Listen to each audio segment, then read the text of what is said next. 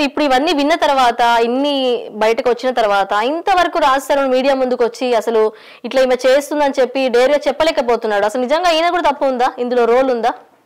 అది రాజుతనం తప్పంతా అదే నేను చెప్పాను. అతి మంచితనం భరించడం. ఈ మస్తాన్ సాయి తిరగబడినట్టు లేకపోతే ఆ చింటూ వదిలించుకున్నట్టు మనోడు చేయలే, మంచిగా ఉన్నాడు కదా, ఇంత దూరం వచ్చింది. అదే రాజుతనం తప్పు. నేను చెప్తున్నాను కదా, అమ్మని తిడితే అమ్మ ఎవ్వరు, నేను చెప్తున్నాను పడండి, ఒక దెబ్బ తగిలినా పర్లేదు, అంత దారుణంగా తిడితే పడకపోతే రెచ్చిపోతూనే ఉంటారు. అలా అమ్మని తిడితే మీ అమ్మని తిడితే ఎవరైనా ఊరుకోరు, తిట్టద్దండి అని. సో ఇప్పుడు చింటూ అనే పర్సన్ డ్రగ్స్ ఎవరైతే అమ్ముతారో చింటూ అనే పర్సన్ ఇప్పుడు పోలీసు వాళ్ళు ఏమైనా అరెస్ట్ చేయడం జరిగిందా? చింటూ అరెస్ట్ అయ్యో లేదో తెలీదు, బట్ ఆ రోజు మాత్రం తప్పించుకున్నాడు.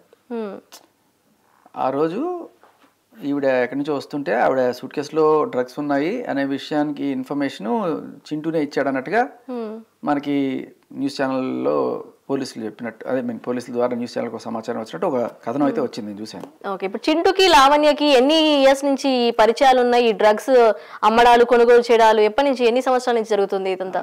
తక్కువ చెప్పలేను కానీ అది మనం దీని నుంచి గమనించవచ్చు. దేవదాస్కి పెళ్ళైందని ఒక cinema, I mean short film ఉంది, అది మీరు ఎతకండి, దాంట్లో డేట్ ఉంటుంది.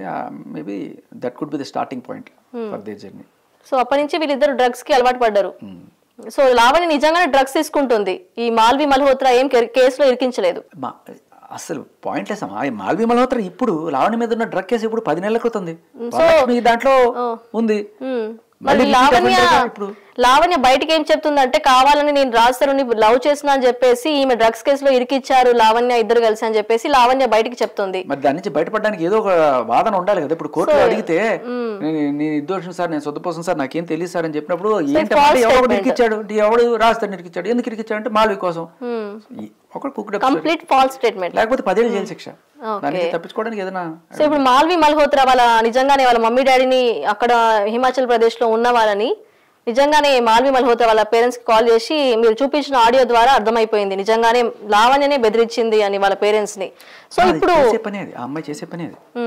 హాయ్ ఫ్రెండ్స్, రక్తదానం అనేది చాలా ఇంపార్టెంట్, మనిషి ప్రాణాన్ని సేవ్ చేస్తుంది.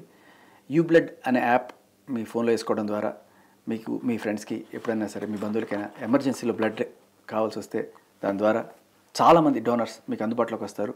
దాంతో ఒకళ్ళ ప్రాణమే నిలబడుతుంది. సో గుర్తుంచుకోండి, యూబ్లడ్ యాప్.